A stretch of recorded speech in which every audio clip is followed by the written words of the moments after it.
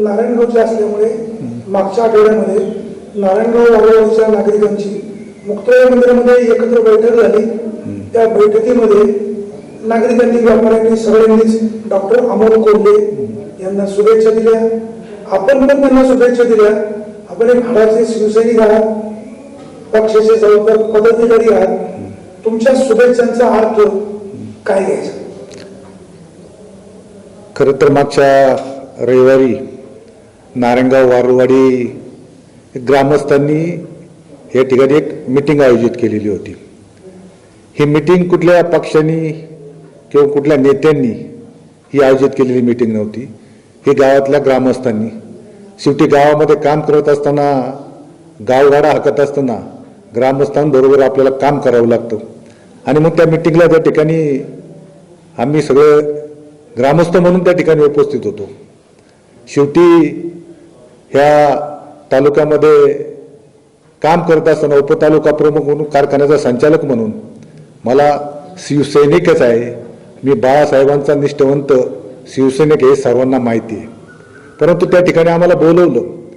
या ठिकाणी राष्ट्रवादीचे उमेदवार अमोल कोल्हे या गावचे स्थानिक उमेदवार आहेत। आणि मग त्या ठिकाणी ग्रामस्थांनी बोलवल्यानंतर आपण जाणं साहजिक, शेवटी गाव आहे।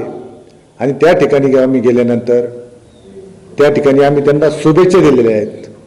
जर कोणी त्याचा गैरवापर करत असेल किंवा पाठिंबा म्हणत असेल तो त्यांचा गैरसमज आहे।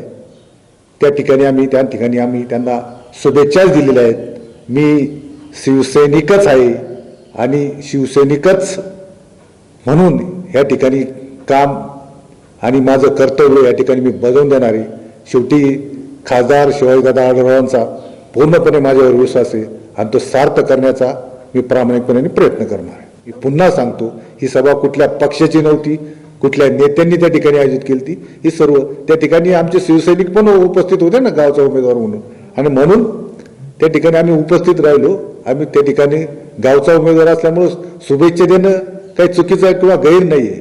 परंतु मी पुन्हा सांगतोय की समोरची लोक किंवा काही लोक त्याचा गैरअर्थ करत असतील किंवा गैरवापर करत असतील आणि जाणून बुजून राष्ट्रवादीच्या कार्यकर्त्यांनी किंवा लोकांनी आमचीच ती क्लिप जास्त हायलाईट केली आणि लोकांमध्ये गैरसमज करण्याचा प्रयत्न केला।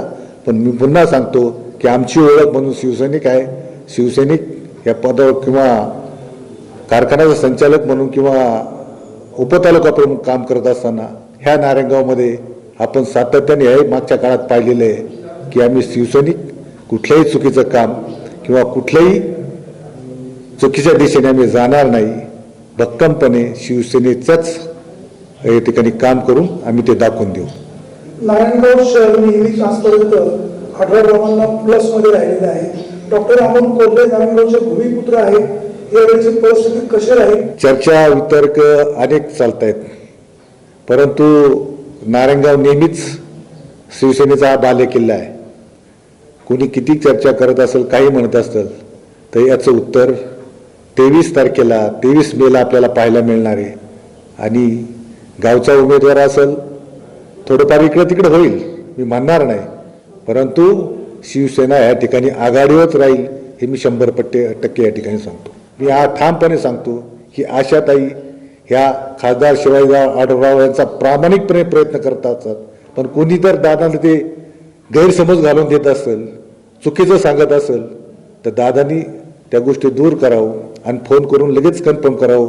त्याचं कारण सांगतो, ज्यावेळेस मी गावागठीतून बाहेर पडल्यानंतर मला दादांचा लगेच फोन आला। मी दादांना सांगितलं, मी पत्रकाराला त्यावेळेस खुलासा दिला होता, शेवटी शिवसेना ही शिवसैनिकच राहणार आहे। शिवसेनेचा कार्यकर्ता शिवसेनेची भूमिका या ठिकाणी बजावणार आहे। कारण आता वाणी साहेब तुम्हाला माहिती आहे, प्रामाणिकपणे शिवसेनेने मला या ठिकाणी खरोखर मोठं केले, शिवसेनेमुळे मी मोठा झालेलो आहे।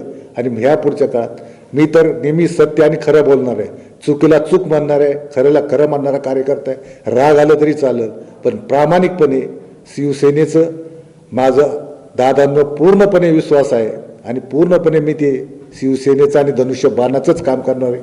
ह्या कुठल्याही ह्या गोष्टीत चुकीच्या या ठिकाणी जर अफवा पसरत असेल तर ते चुकीचं माझ्या त्या सहकार्यांना आहे, त्या चुकीच्या अफवा त्या ठिकाणी पसरू नका।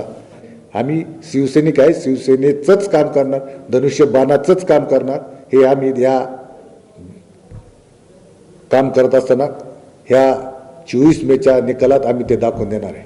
नाना, खासदार शिवाजीराव आढळराव 2004, 2009, 2014 चढत्या मताधिक्य घेऊन विजय झालेले आहेत. 2019ची परिस्थिती कशी असेल? आता तुम्ही तर 2019ची परिस्थिती मी सांगण्यापेक्षा तुम्ही तर पत्रकार म्हणून संपूर्ण जिल्ह्याचा अभ्यास केलेला आहे.